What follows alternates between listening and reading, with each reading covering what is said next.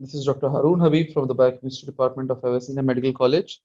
Is my voice and screen clear to all?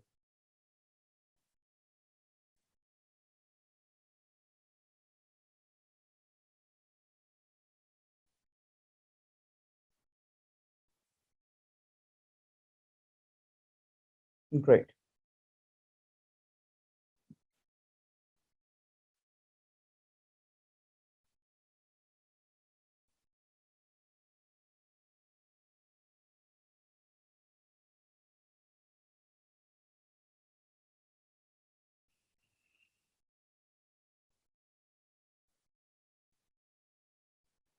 The topic we were discussing that we had a little detour for genetics.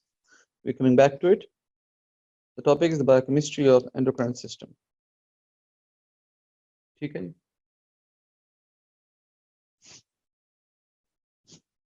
ये इसकी topic list थी main UHS के लिहाज से।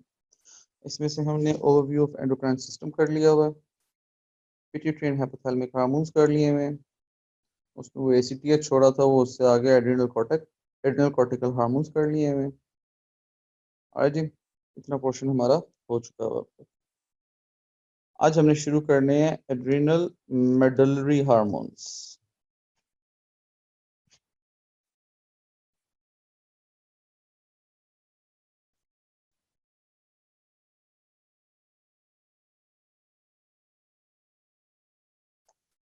Adrenal medullary hormones का जो course curriculum बनता है वो आपके सामने है।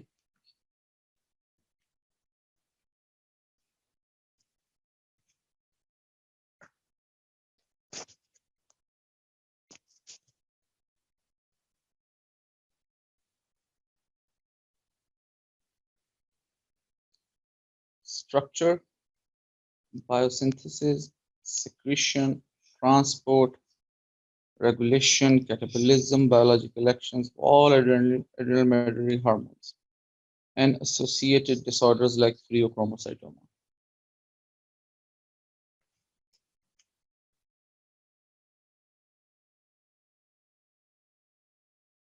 Adrenal medullary hormones. Try to recall adrenal medullary hormones कौन से थे?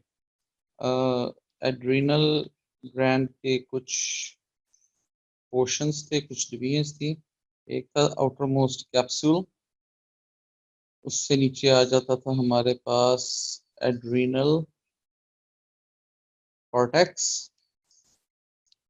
उसके बाद आता था एड्रिनल मेडुला।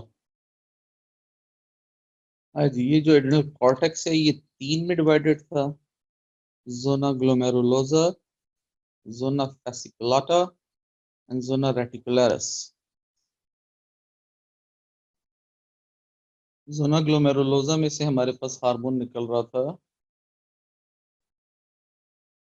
एल्डोस्टेरोन, fasciculata में से हमारे पास हार्मोन निकल रहा था कॉर्टिसोल, और रेटिकुलरिस में से हमारे पास निकल रहे थे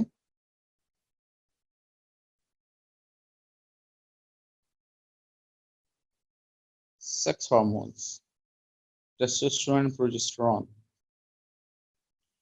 एड्रिनल मेडुला में से हमारे पास निकलते हैं कैटिकोलामीन्स। कैटिकोलामीन्स को अगर हम याद करने की कोशिश करते हैं कि हमने कैटिकोलामीन्स कहाँ पढ़े थे और ये कैटिकोलामीन्स क्या हैं, तो कैटिकोलामीन्स जो हमने एक मेन क्लासिफिकेशन पढ़ी थी हार्मोन्स की, जिसमें थे स्टीरॉयड हार्मोन्स और दूसरे थे नॉन स्टीरॉयड हार्मोन्स। जो नॉन स्टीरॉयड हार्मोन में थे उनमें थे हमारे पास पेप्टाइड हार्मोन्स और अमाइन हार्मोन्स। अमाइन हार्मोन्स वो हार्मोन्स होते हैं जो आपके पास डेरिवेटिव्स ऑफ अमाइनो एसिड से बने, ठीक है, derivative of amino acids. In this case of catecholamines, it is an amine hormone and it is a derivative of the amino acid tyrosine.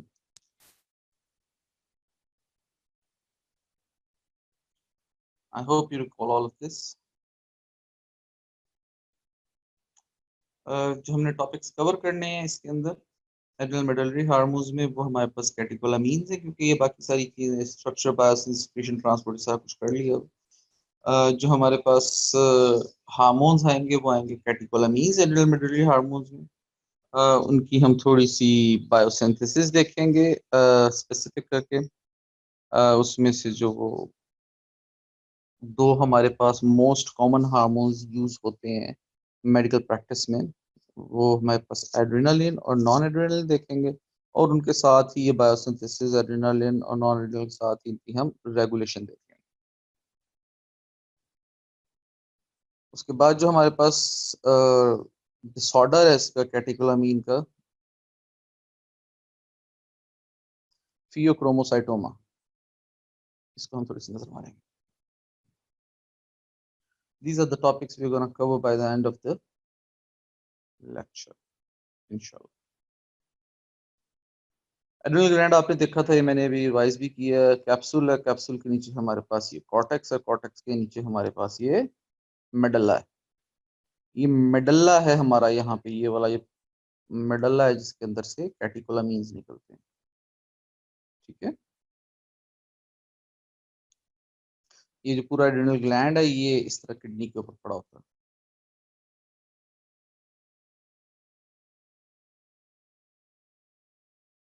ये भी आपको याद होनी चाहिए, होगी याद, I am pretty much sure.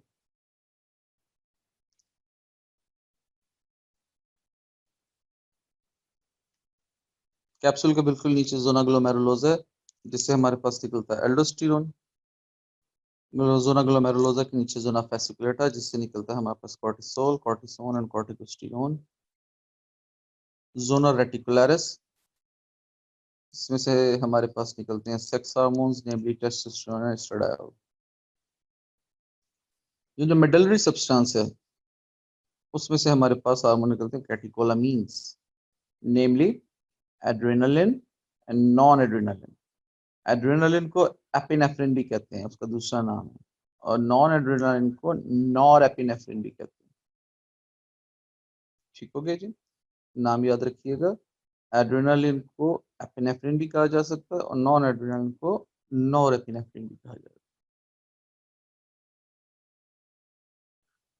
ये एपिनेफ्रिन की भी एक शॉर्ट फॉर्म है, हमारी क्लिनिकल लिंगो जो है ना, हमारी मेडिकल जार्गन है क्लिनिकल लिंगो, उसके अंदर इसकी भी एक शॉर्ट फॉर्म है। एपिनेफ्रिन को हम एपी कहते हैं।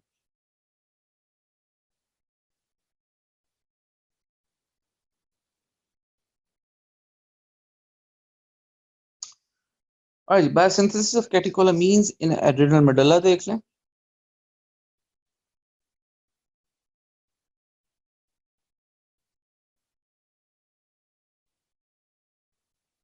ये आपके पास पूरी इसकी सिंथेसिस है, थोड़ा मैं आपको ओरिएंट कर दूं। ये देखिए, ये है आपके पास एक amino acid, that is tyrosine. ठीक है ना, ये कैटेकोलामीन्स जो होते हैं ये अमाइनो एसिड डेरिवेटिव्स होते हैं। ठीक है, अमाइन हार्मोन्स हैं। तो ये आप देख सकते हैं, इसका जो प्रिकर्सर मॉलिक्यूल है वो है tyrosine, it's an amino acid.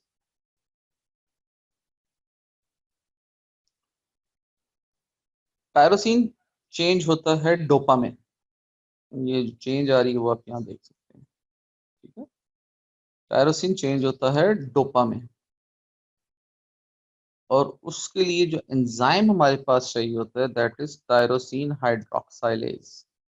अच्छा, यहाँ पे मैं एक छोटी सी चीज आप लोगों को बताता चलूँ। हमने अपने जो एंडो का लास्ट लेक्चर था, जेनेटिक्स के 2 लेक्चर से पहले जो एंडो का हमारा लास्ट लेक्चर था, उसमें हम लोगों ने देखा था कि जो स्टीरॉयड हार्मोन्स हैं उनकी हमने सिंथेसिस देखी थी, वो जो कोलेस्ट्रॉल से शुरू होती है। ठीक है, प्रेगनेनोलोन, और उसके बाद हमारे पास प्रोजेस्टेरॉन, उसके बाद उससे आगे आपके प्रेगनेनोलोन और प्रोजेस्टेरॉन से आगे आपके एल्डोस्टेरोन, कॉर्टिसोल और ये टेस्टोस्टेरोन और एस्ट्राडायोल कैसे बनते हैं, वो पूरा एक जो पाथवे था, सिंथेसिस पाथवे था, वो आपने करना है। वो बायोकेमिस्ट्री है, वो पूछा जाएगा। ठीक है ना, वो पूछा जाएगा, वो आप लोगों ने जरूर करना। ठीक है, ऑफ कोर्स आप लोगों को ये भी अंदाजा होना चाहिए इतनी आप मेटाबॉलिज्म कर चुके हैं, आप लोगों को ये भी अंदाजा होना चाहिए कि जब आप मेटाबॉलिक पाथवेज करते हैं, चाहे वो एनाबॉलिक हो चाहे वो कैटाबॉलिक हो, जब हम मेटाबॉलिक पाथवेज करते हैं तो जो रिएक्शन के बीच में एंजाइम्स होते हैं, ठीक है ना, जो कैटलिस्ट्स की तरह काम करने वाले एंजाइम्स होते हैं, आपने उनको भी याद करना है, ठीक है। उसकी कोई छूट नहीं है, वो एग्जाम में पूछे जाएंगे, ठीक है। उनके डिसऑर्डर्स जो हैं वो डिपेंड करता है कि वो आपके कोर्स के अंदर हैं या नहीं है, ठीक है। लेकिन बायोकेमिस्ट्री के पॉइंट ऑफ व्यू से, बायोकेमिस्ट्री के अंदर जो एंडोक्राइनोलॉजी है उसके अंदर आपने मेटाबॉलिक पाथवेज जहां जहां आप लोगों को दिखाए गए हैं वहां वहां आप लोगों ने करने हैं। और जब आपने मेटाबॉलिक पाथवेज करने हैं तो आपने साथ में उनके एंजाइम्स भी करने हैं, सिर्फ आपने सबस्ट्रेट और प्रोडक्ट्स नहीं करने, एंजाइम्स भी करने। That is the part of biochemistry. तो इसी तरह यहाँ पे हमारे पास ये टायरोसिन जो है वो हमारे पास सबस्ट्रेट है, ये जो है टायरोसिन हाइड्रोक्साइलेज, ये हमारे पास एंजाइम है, और जो हमारे पास प्रोडक्ट है वो है डोपा। टायरोसिन और डोपा के अंदर ये फर्क है हाइड्रोक्सिल ग्रुप का। Now this dopa is converted into dopamine. नाम इसका आप लोगों ने पहले भी सुना होगा, dopamine. This dopa is converted to dopamine by the help of an enzyme dopa decarboxylase. Dopa decarboxylase. यहाँ पे आप ये देख सकते हैं इनके स्ट्रक्चर के अंदर, डोपा और डोपामीन के स्ट्रक्चर के अंदर यहाँ पे आपके पास डिफरेंस आ रहा है। ये कार्बोक्सिल ग्रुप, यहाँ पे ये सी था, ये कार्बोक्सिल ग्रुप, ये पूरे का पूरा पोर्शन उतर गया, और इसके कार्बन के बाद, इस कार्बन के बाद यहाँ पे ये NH2 है। That is your dopamine. Now this dopamine is converted into first hormone of our interest as far as UHS course is concerned, noradrenaline. Dopamine is converted into noradrenaline. इसका दूसरा नाम मैंने आपको बताया था norepinephrine. The enzyme required to convert dopamine into noradrenaline is dopamine beta hydroxylase. Dopamine beta hydroxylase.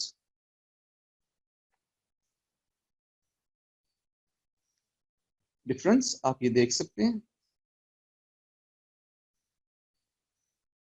इस carbon के ऊपर एक हाइड्रोक्सिल ग्रुप अटैच होता है,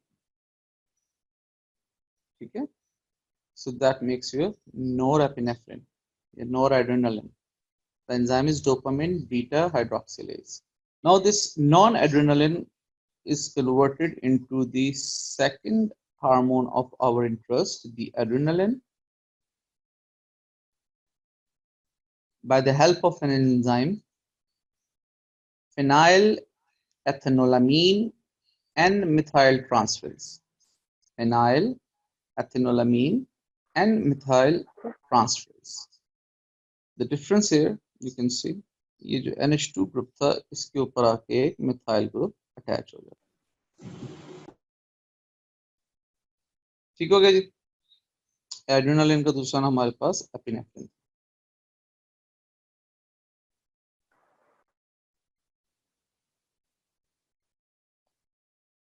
फर्स्ट रिपीट कर दूं आपके लिए, टायरोसिन अमाइनो एसिड है जो प्रिकर्सर मॉलिक्यूल है। Tyrosine is converted into dopa by the help of an enzyme tyrosine hydroxylase. Dopa is converted into dopamine by the help of an enzyme dopa decarboxylase. Dopamine is converted into non-adrenaline by the help of enzyme dopamine beta hydroxylase. And then ultimately non-adrenaline is converted into adrenaline by the help of an enzyme phenylethanolamine and methyl transferase. आप देख सकते हैं enzymes के लिहाज से structure में changes आ रही हैं। पहला एंजाइम है हाइड्रोक्सिलेज, हाइड्रोक्सिल ग्रुप ऐड हो रहा है। दूसरा एंजाइम है डीकार्बोक्सिलेज, ये जो कार्बोक्सिल ग्रुप है ये उतर रहा है। तीसरा एंजाइम है फिर हाइड्रोक्सिलेज, हमारे पास हाइड्रोक्सिल ग्रुप ऐड हो रहा है। चौथा जो एंजाइम है वो है मिथाइल ट्रांसफरेज, कहीं और से मिथाइल ग्रुप आ रहा है और अटैच हो रहा है। ठीक है, तो हमारे पास ये चारों जो एंजाइम्स हैं उनके लिहाज से आपके पास रिएक्शंस में स्ट्रक्चर में चेंजिंग आ रही है इस मेटाबॉलिक पाथवे। ठीक हो गया जी? You have any questions up till now?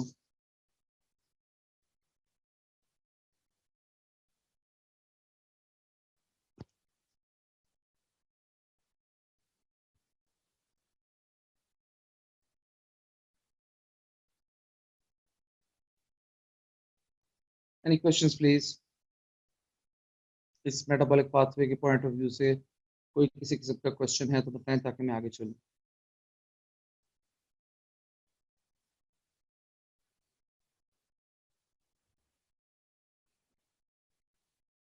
जी, कालू साहब ने कह दिया।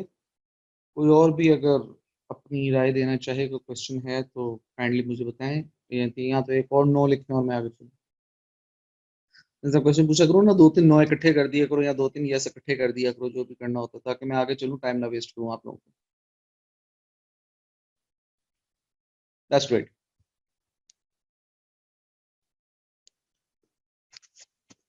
ले जी, आगे चलिए। Now we learn some facts about the hormone adrenaline.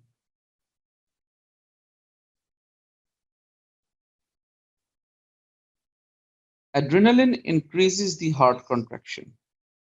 तो दूसरा मैंने आपको एपी बताया था, epinephrine. It increases the heart contractions, heart beat को तेज करता है। जो हार्ट बीट होती है ना, बीट्स पर मिनट, पल्स जिसे हम कहते हैं, उसको तेज करता है। इसी वजह से इमरजेंसी में ये कॉमनली यूज मेडिसिन है इन इमरजेंसी केसेस, जहाँ पे if the patient's heart beat is dropping, the epinephrine is injected. ठीक है ना? So as soon as you inject the epinephrine and it reaches your system, your cardiovascular system, it enhances the rate of heart contractions.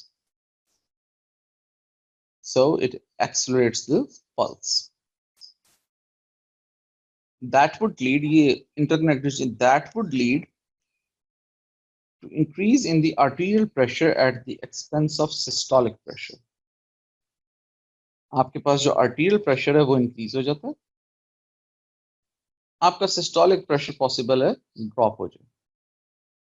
ठीक है, blood pressure नहीं आप देख रहे होते जब आप ये एपी इंजेक्ट करते हो या नॉर्मल बॉडी में एड्रेनालिन सिक्रीट होती है एकदम, तो आपका जो सिस्टोलिक प्रेशर है वो कॉम्प्रोमाइज हो जाता है, लेकिन आपका जो आर्टीरियल प्रेशर है वो चलता रहता है। उसका क्या मतलब होता है आर्टीरियल प्रेशर का? क्या आपकी जो ब्लड है आपका वो बॉडी में स्पीड से मूव करना शुरू हो जाएगा।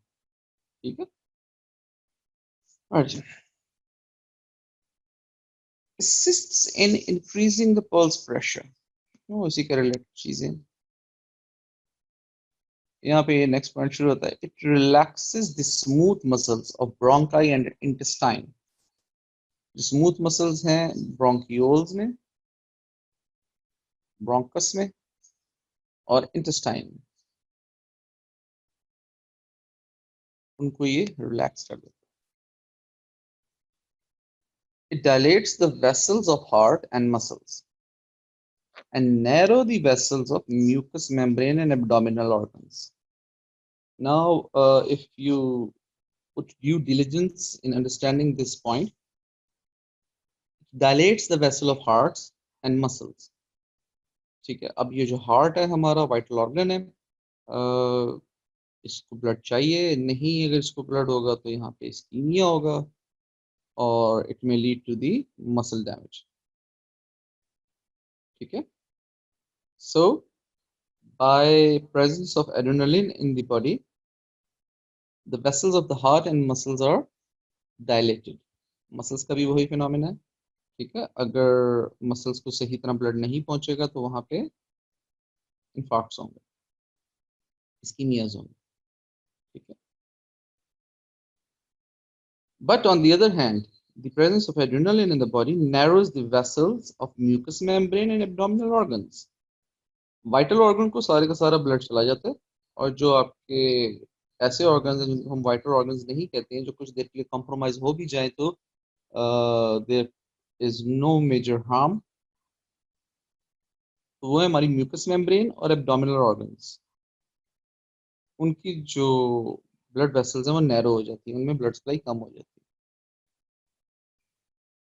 है। बिल्कुल उसी तरह जिस तरह आपका मुंह नहीं खुश्क हो जाता, म्यूकस मेम्ब्रेन में ब्लड वेसल्स कम होने का एक इफेक्ट है, मुंह खुश्क हो जाता है, ठीक है। So that is the effect of adrenaline.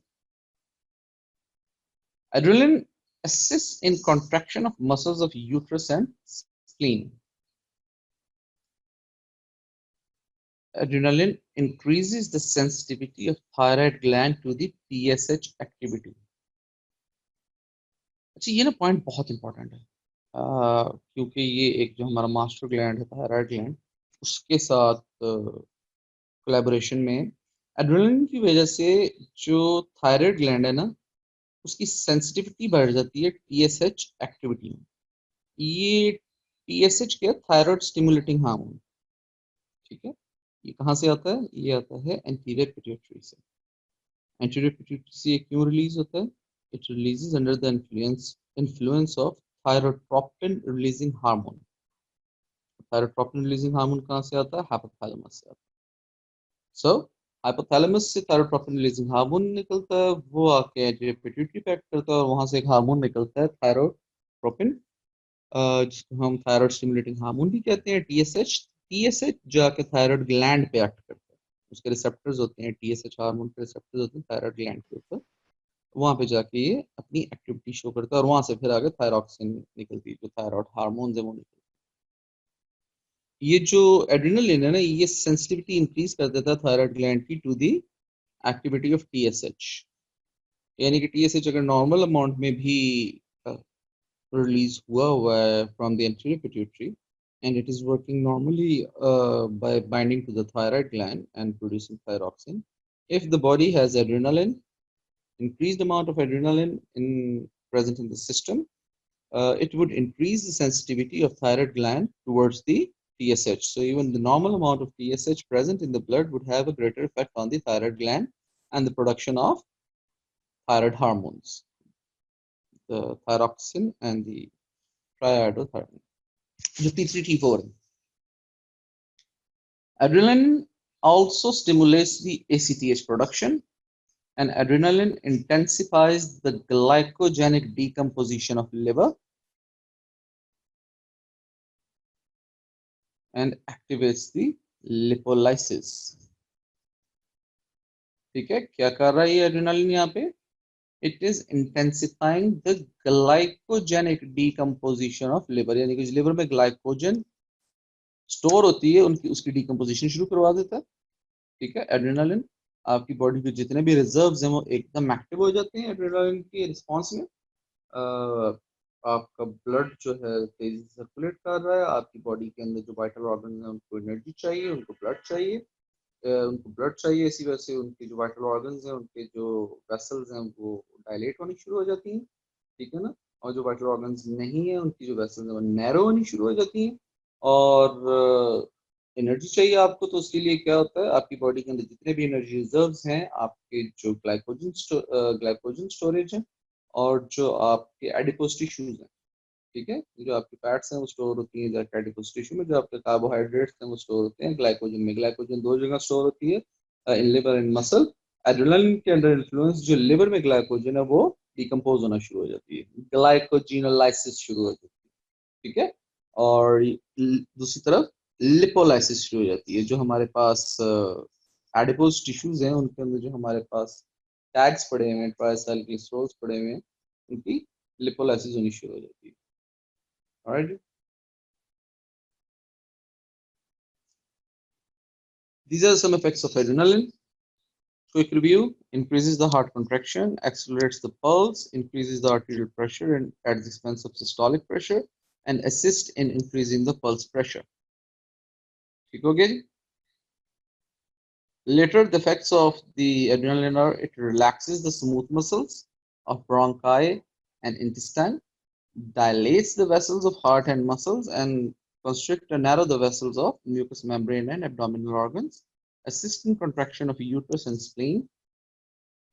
ये जो contraction of uterus है आपकी बॉडी में चाहिए होती है, हमारे ह्यूमंस में फीमेल स्पीशी की बॉडी में चाहिए होती है uterus for the carrying of the fetus, और जब ये एड्रिनलिन का इफेक्ट आएगा तो उसकी कॉन्ट्रैक्शन शुरू हो जाएगी. If there is a fetus present in there it will be expelled out ultimately.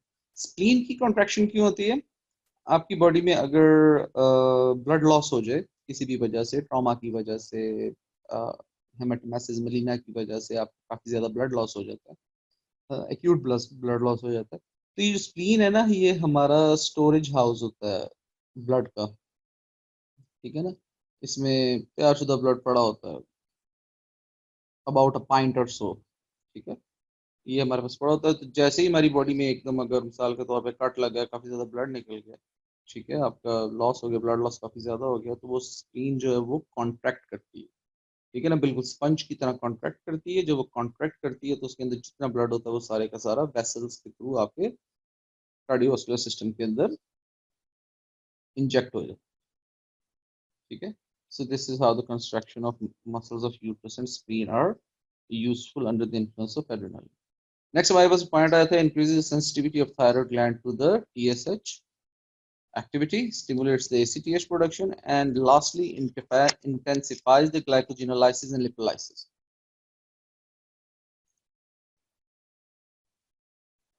The effects of noradrenaline,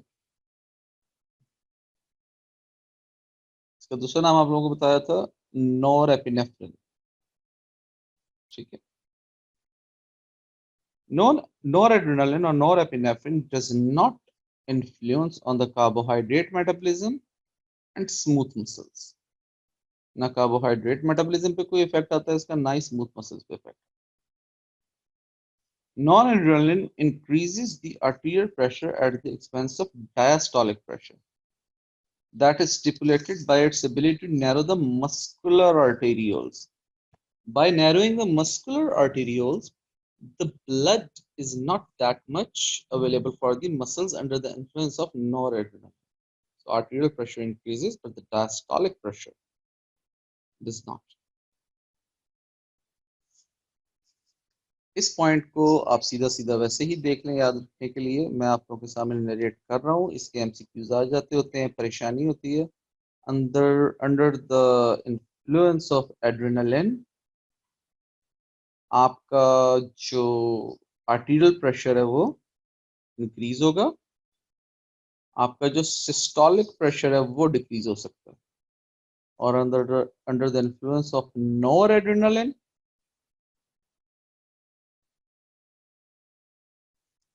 आपका जो आर्टीरियल प्रेशर है वो इंक्रीज होगा, आपका जो डायस्टोलिक प्रेशर है वो डिक्रीज हो सकता है. This is a difference, just keep it in mind. Noradrenaline is the main neurotransmitter. Remember this, is the main neurotransmitter of the sympathetic nerves in the cardiovascular system. जो इसका काम है ना नॉरएड्रेनालिन का बॉडी में नॉर्मल जो चल रही थी नॉरएड्रेनालिन बॉडी में, उसका काम क्या है कि ये एज ए न्यूरोट्रांसमीटर काम करता है सिंपैथेटिक नर्व्स का कार्डियोवास्कुलर सिस्टम. ठीक है, और जो एड्रेनालिन है that acts as a main hormone that is secreted by adrenal medulla. और इस हार्मोन के एक्शंस क्या हैं ये हमने अभी पीछे देखे हैं. ठीक है, ये जो 7 8 9 10 पॉइंट्स. कंपैरिजन देख लें, very important.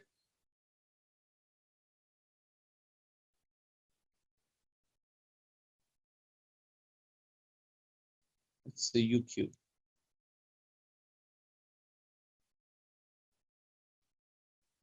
The heart rate increases as a result of the increased adrenaline, and it decreases as a result of increased noradrenaline.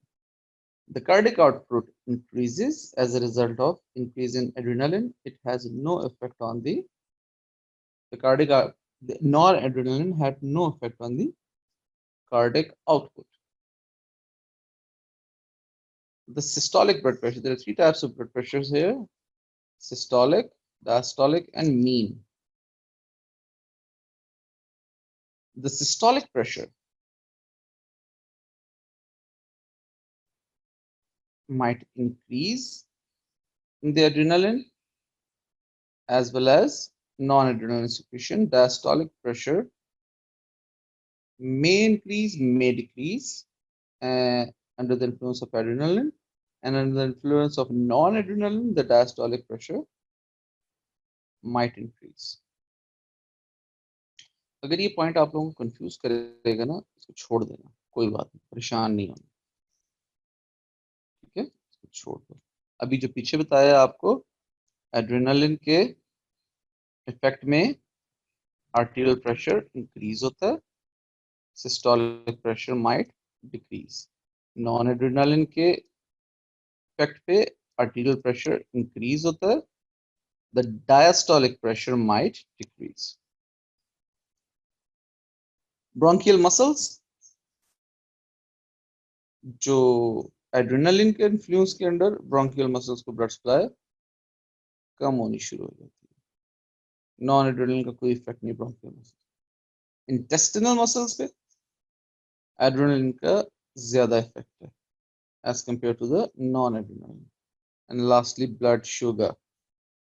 In the case of adrenaline, the blood sugar increases. It usually remains unchanged under the influence of non-adrenaline. Might be some slight increase. क्योंकि ये non adrenaline ने आगे convert होना adrenaline में, तो अभी मुकम्मल adrenaline में कन्वर्ट नहीं हुई है, अभी बिल्कुल शुरू हुई है या बहुत कम हो रही है कन्वर्ट नॉन एड्रेनलिन एड्रेनलिन में, तो उसके लिहाज से ये एरो दिया हुआ कि ब्लड शुगर इंक्रीज होती है। ब्लड शुगर इंक्रीज कैसे होती है? ब्लड शुगर इंक्रीज करने के लिए हमें ब्लड में ग्लूकोज फेंकना पड़ेगा। ब्लड में ग्लूकोज कैसे आएगा? ब्लड में ग्लूकोज आएगा, एक तो तरीका है ग्लाइकोजिनोलाइसिस। ग्लाइकोजन जो स्टोर्स हैं, जो हमारे कार्बोहाइड्रेट स्टोर्स हैं, उनको ब्रेक डाउन किया जाए तो आएगा। दूसरा तरीका है लिपोलाइसिस। जो आपके टैग्स हैं, जो आपके लिपिड्स हैं, उनको ब्रेक डाउन किया जाए। उनको ब्रेक डाउन करेंगे तो आपके पास ग्लिसरॉल और फैटी एसिड्स बनेंगे। ये अल्टीमेटली ग्लूकोनियोजेनेसिस के फिनोमेना से आपके पास ग्लूकोज बना सकते हैं, और वो ग्लूकोज फिर ब्लड में रिलीज हो जाएगी। वो ब्लड में रिलीज हो जाएगी तो it would increase the blood sugar level.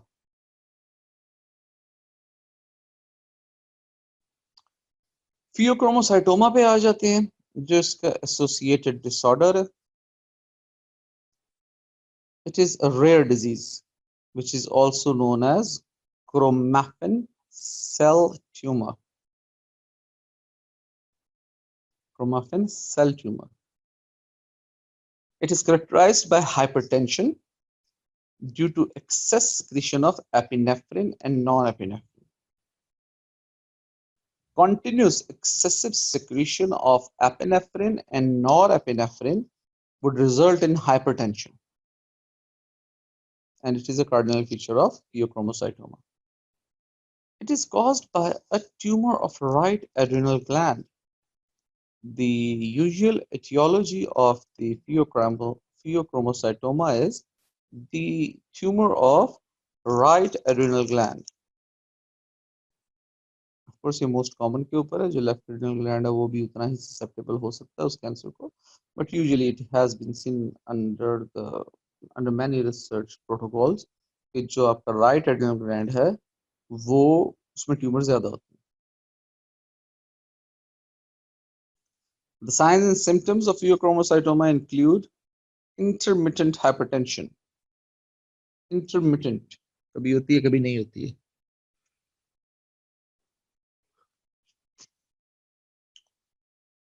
Tachycardia, heart rate का तेज हो जाना। Profuse diaphoresis, water loss and palpitation. ठीक है, ये कुछ कार्डिनल फीचर्स हैं। हाइपरटेंशन पहले भी बताया आपको। Then comes tachycardia, then profuse diaphoresis, and lastly palpitations. For the treatment of the pheochromocytoma, some diet modifications may be employed. First of all, increase protein intake, avoid the caffeine altogether, and maintain your sodium levels. How can you maintain your sodium levels? You can have electrolytes. यहाँ अल्फाज में ORS P, ठीक है? So by consuming an ORS or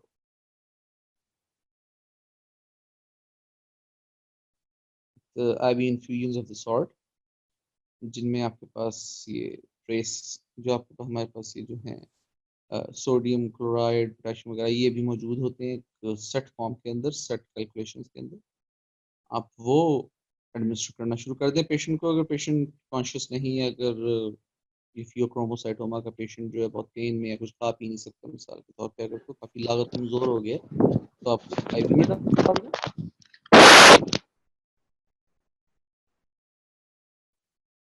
तो आप उसको IV में डाल दें। अगर आप उसको IV में नहीं डालना चाहते तो अगर पेशेंट कॉन्शियस है, he or she can consume food and energy, food and water, तो उसको आप electrolytes ORS दे दें। Alright जी, this is the basic pheocytochroma phenomena. And by this we are done with the adrenal medullary hormones. We are halfway there. Total 8 topics है जिनमें से हमने 4 कंप्लीट कर लिए। अब हम अगला टॉपिक देखेंगे। पहले आप जरा मुझे बताइए कि कोई अगर किसी किस्म की प्रॉब्लम है इन दी एड्रेनल मेडलरी हार्मोन्स तो मैं उसको रिपीट कर दूं, अदरवाइज हम फिर आगे शुरू करें।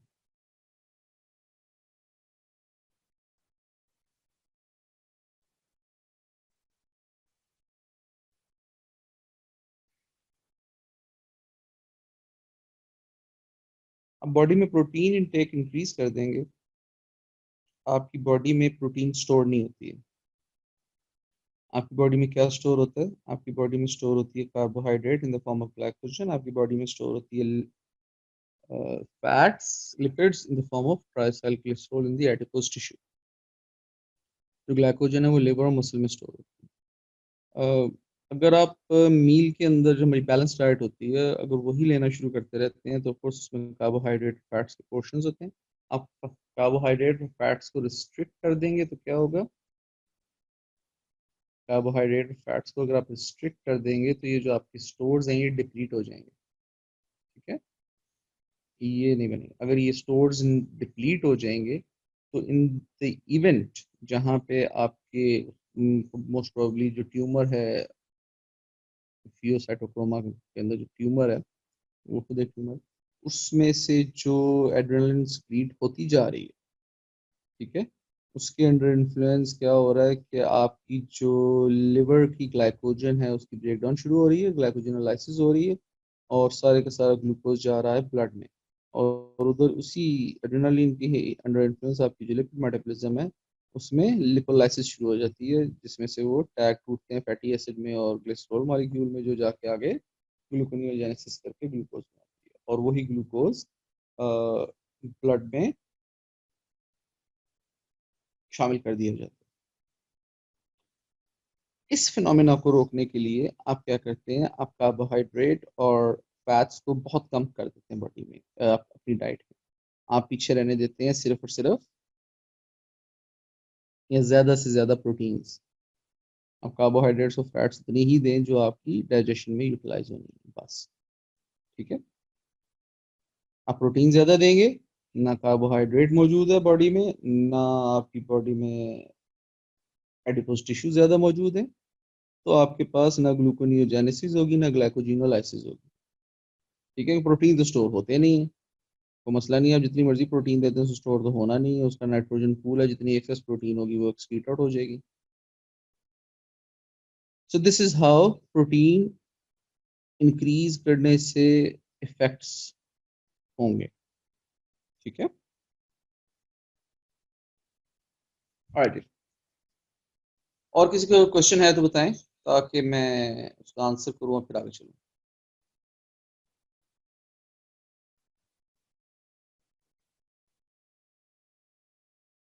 जागो, सवेरा हुआ। आंसर क्वेश्चन है तो बताओ। नहीं है तो यार नो लिख दिया करो, क्या है, कितनी देर लगती है।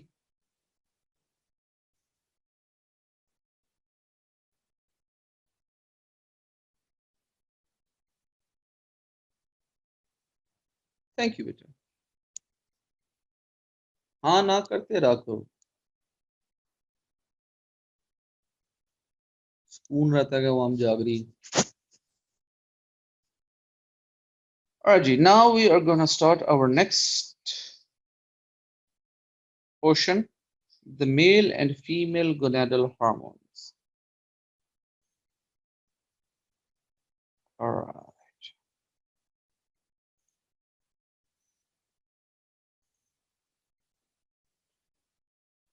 यूएचएस का कोर्स करिकुलम देख लीजिए। Structure, biosynthesis, secretion, transport, regulation, catabolism, biological actions, ये वो सारी चीजें हैं जो हर इस पोर्शन के पहले आती हैं। और ये हमने जो ओवरव्यू किया था स्टार्ट में एंडोक्राइन सिस्टम का, उसमें हमने ये इनकी क्लासेस का ही पूरा पूरा देख लिया था। स्टीरॉयड का देख लिया था, पेप्टाइड का देख लिया था, पूरा पूरा देख लिया। तो ये इन्फॉर्मेशन आपको उधर से मिल जाएगी। All I need to tell you is के ये जो गोनेडल हार्मोन्स हैं ये आपके पास स्टीरॉयड हार्मोन्स हैं। That's all you need to know. ठीक है, स्टीरॉयड हार्मोन्स का सारे का सारा जो कच्चा चिट्ठा हमने डिस्कस किया था in the overview of endocrine system, वो सारे का सारा कच्चा चिट्ठा यहाँ पे लिख। Alright, so all of these phenomena of male and female gonadal hormones, disorders associated with hyper and hypoactivities of these hormones, any of the gonadal hormones, termed as hypergonadism and hypogonadism in males and females. यानी कि अगर mail होगा तो उसमें हाइपरगोनाडिज्म भी हो सकती है, हाइपोगोनाडिज्म भी हो सकती है। इसी तरह अगर फीमेल है तो उसमें हाइपोगोनाडिज्म भी हो सकती है, हाइपरगोनाडिज्म भी हो सकती है। ठीक है ना, ये दोनों इफेक्ट हाइपरगोनाडिज्म एंड हाइपोगोनाडिज्म इन दोनों स्पीशीज में हो सकते हैं, मेल में भी और फीमेल्स में।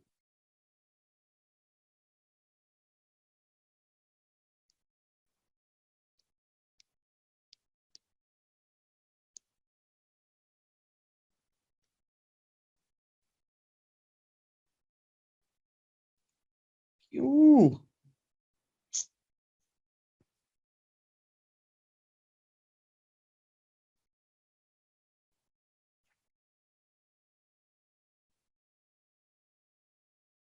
आ जी, इनके टॉपिक्स देख ले कौन कौन से करने हैं इसमें हमने। स्ट्रक्चर ऑफ स्टेरॉइड हार्मोन्स थोड़ा सा हम देखेंगे, इसको रिव्यू करेंगे। बायोसिंथेसिस ऑफ स्टेरॉइड हार्मोन्स, इनकी स्पेसिफिक सिंथेसिस कैसे होती है in the case of gonadal hormones, क्योंकि gonadal hormones are not the only steroid hormones. ठीक है, इनकी स्पेसिफिक क्या मेटाबॉलिक, कौन से मेटाबॉलिक पाथवेज है वो हम देखेंगे। इसी के अंदर हम एक टॉपिक देखेंगे, sources of cholesterol for steroid secretion.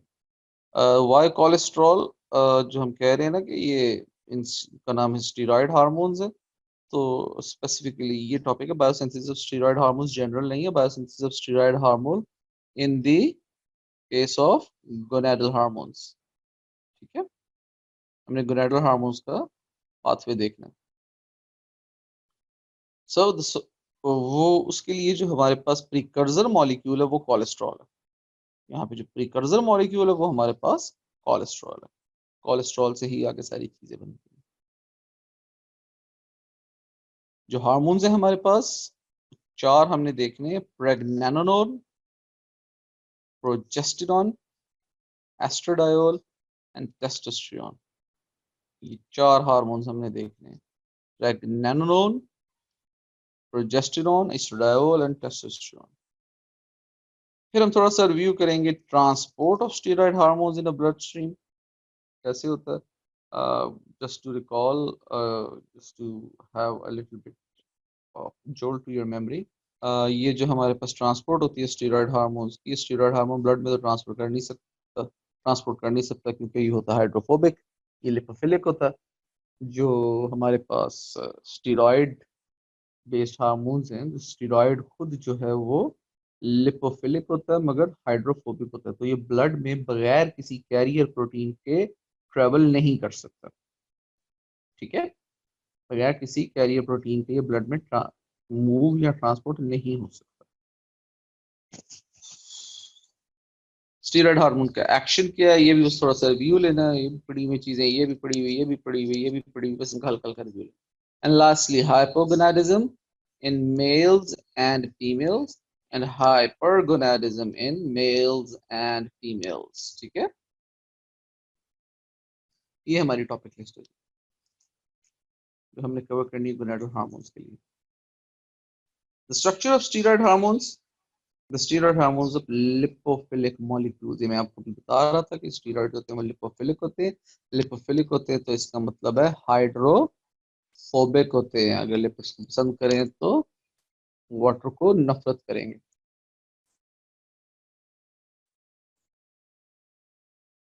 All steroid hormones except calcitriol, just one exception, calcitriol, have cyclopentanoperhydrophenanthine। नाम देखें दोबारा, cyclopentano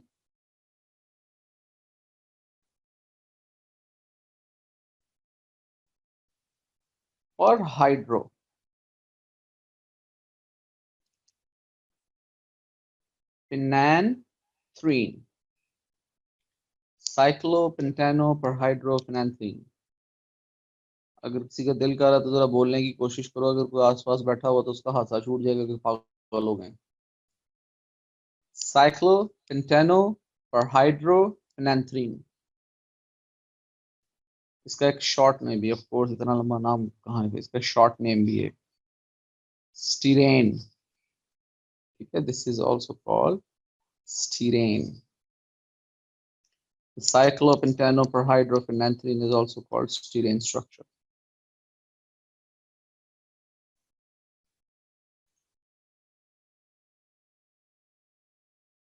और जी ये देखिए, ये है आपके पास साइक्लोपेंटानोपरहाइड्रोफेनेंथ्रीन का बेसिक स्ट्रक्चर। इसमें आप देख सकते हैं कि ये एक, ये दो, ये तीन, कंप्लीट 6 कॉर्नर रिंग्स हैं, और एक आपके पास ये 5 कॉर्नर रिंग है, 3 6 कॉर्नर रिंग्स और 1 5 कॉर्नर रिंग। इसको हम कहते हैं साइक्लोपेंटानोपरहाइड्रोफेनेंथ्रीन। ये ना वाइवा में कभी कभार पूछ लेते होते हैं, काफी कॉमन सा है ये कोलेस्ट्रॉल का जो मसला होता है ना, तो काफी कॉमन होता है। क्या पता जो एग्जामिनर आए उसी कोई हाइपर कोलेस्ट्रीमिया हो, वो सोच सोच के पागल हुआ हो। तो ना कभी कभार इसकी नंबरिंग पूछ ली जाती है, इस वजह से मैंने ये डाली हुई है ताकि आपको अंदाजा हो जाए। वैसे इसका मसरफ इस वक्त, इसका यूज आपको कोई नहीं है आगे मेटाबॉलिज्म को समझने के लिए, किसी भी चीज को देखने के लिए इस टॉपिक में कोई यूज नहीं है ऑफ कोर्स, लेकिन पूछी जाती हैं तो इस वजह से मैं आपको बता रहा हूँ। एनीवेज, ये देखें, रिंग्स को मैंने नंबर दिए हैं 1 2 3 और 4। जो ए रिंग है नंबर 1 जो है, वहां से ये नंबरिंग शुरू होती है। आप देख सकते हैं 1 2 3 4। इनकी ना ये नंबरिंग देने का तरीका आप लोगों को काफी अजीब लगेगा, लेकिन इनके रूल्स एंड रेगुलेशंस हैं जिनके लिहाज से इनको ये नंबर दिए जाते हैं, आर्बिट्रेरी नहीं दिए जाते हैं।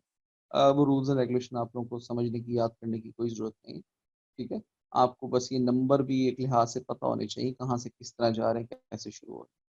तो यहाँ से 1 2 3 4 5 जो है पहले और दूसरे रिंग के बीच में कॉमन होता है, 1 और 2 रिंग के ए और बी रिंग के अंदर। उसके बाद आ जाता है सेकंड रिंग, 6 7, ये 8 फिर कॉमन है बिटवीन सेकंड और थर्ड रिंग, 8 के बाद 9 भी कॉमन है सेकंड और थर्ड रिंग में, और उसके बाद फिर ये 10 जो फर्स्ट सेकंड रिंग में कॉमन है। 10 तक आ गए। अब फिर यहाँ से थर्ड रिंग है वहां से शुरू हो जाते हैं, 11 12 13 एक कॉमन आ जाता है, 14 एक कॉमन आ जाता है, थर्ड और फोर्थ रिंग में ये दोनों कॉमन आ जाते हैं। ठीक है, उसके बाद 15 16 और लास्टली 17। ठीक है, ये आपने इसकी नंबरिंग देखी है। अब देखे तो ये अगर मैं पेन की ड्रॉ करूं तो ये पाथवे है इसका, यहाँ पे आके खत्म, खत्म तो नहीं लेकिन यहाँ से आगे शुरू। ठीक है, आप देख रहे हैं कि जी सब पाथवे बनता है इसका। So that is your cyclopentanoperhydrophenanthrin nucleus. And this here is the structure of your cholesterol. Ring A, ring B, ring C, 6 corner ring, and ring D, 5 corner ring. ठीक है, यहां तक, ये इस जगह तक आपके पास 17 कार्बन मौजूद होंगे। ये जो आपके साइक्लो पेंटानो पर हाइड्रोफेनेंथ्रीन मॉलिक्यूल के जो 17 कार्बन हैं, ठीक है, वो यहाँ तक पूरे हो जाएंगे।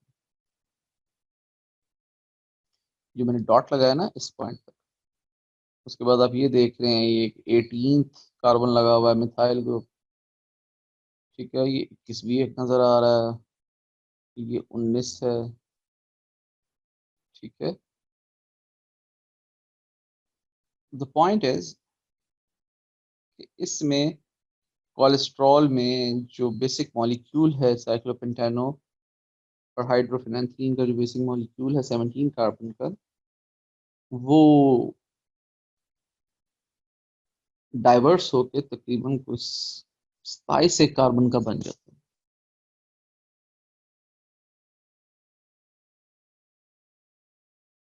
इनकी बायोसिंथेसिस होती कैसे है? The peptide hormones are encoded by specific gene. हमने अब स्टेरॉइड की देख ली है, मैं नाम यहाँ पे पेप्टाइड हार्मोन का ले रहा हूँ, सिर्फ कंपैरिजन के लिए दिया जा रहा है आपको।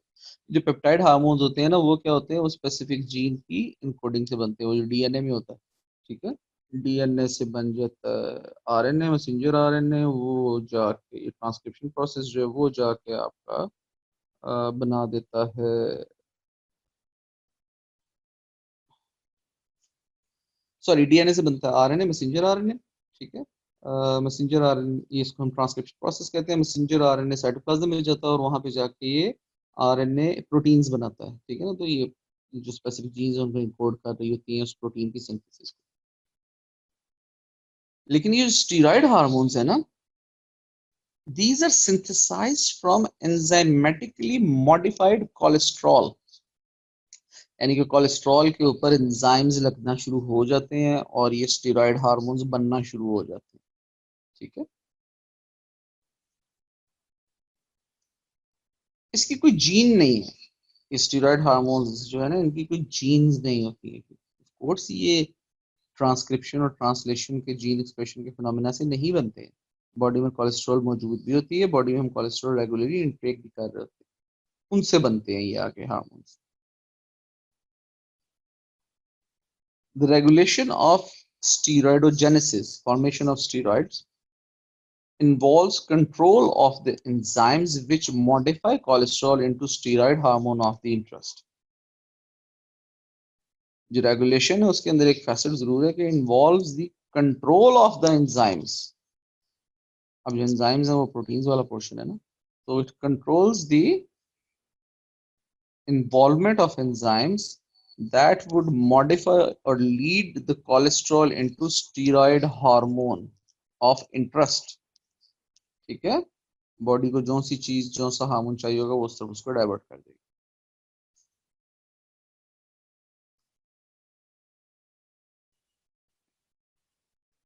The cholesterol can be made within the cell from the acetyl CoA.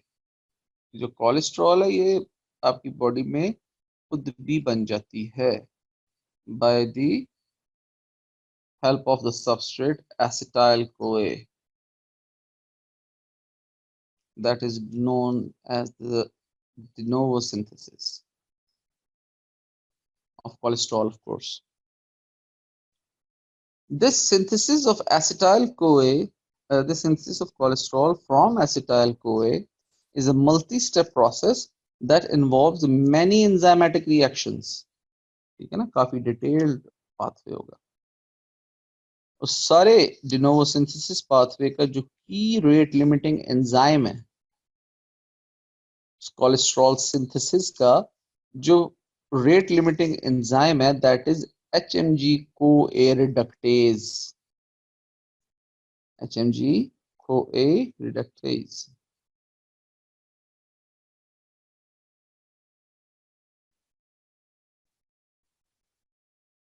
There is a negative feedback regulation of the HMG CoA reductase. ये जो एंजाइम है रेट लिमिटिंग, उसकी नेगेटिव फीडबैक होती है by the activity of cholesterol, के cholesterol active हुआ हुआ body के अंदर, ठीक है ना। तो इसका नेगेटिव फीडबैक आया। अगर कोलेस्ट्रॉल बॉडी में है ही नहीं तो कहाँ से यूटिलाइज होगा?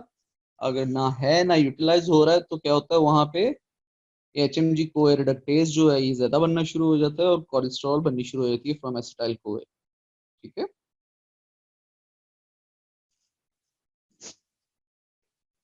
So we can say that the higher intracellular cholesterol inhibits de novo synthesis. Reactions देख लें, sorry for that. Reactions देख लें। रिएक्शन में आपके पास एसिटाइल CoA सबस्ट्रेट था, पहले भी बताया था, वो एक मल्टी स्टेप प्रोसेस से गुजर के बनाता है HMG CoA। HMG CoA convert होता है हमारे पास मेवालोनेट में या मेवालोनिक एसिड में, ठीक है। ये जो मेवालोनेट है कन्वर्ट होता है, सॉरी, ये जो HMG CoA कन्वर्ट होता है मेवालोनेट में या मेवालोनिक एसिड में by the help of the enzyme HMG CoA reductase, which is also a rate limiting enzyme. Now this mevalonic acid or mevalonate is converted into cholesterol ultimately, but it does not happen in one step, it happens in a cascade of steps. If the concentration of the cholesterol increases in the blood, in the body, this increased cholesterol, this hypercholesteremia would have a negative feedback on the HMG CoA reductase enzyme that would inhibit the synthesis of cholesterol. All right, this is it. I'm stopping here. मेरे ख्याल से time हो गया, कोई एक आधा minute रह गया होगा जी। 1 मिनट है, अगर किसी ने कोई सवाल पूछना है तो पूछ सकते हैं, अदरवाइज काम मुक गया है।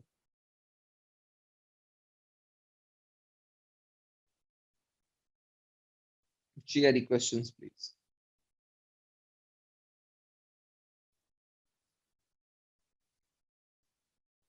Questions.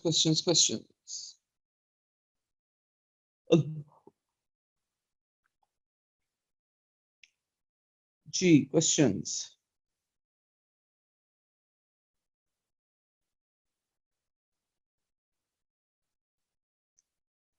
अल्लाह का शुक्र है जी, समझ आ गई कालू साहब आपको?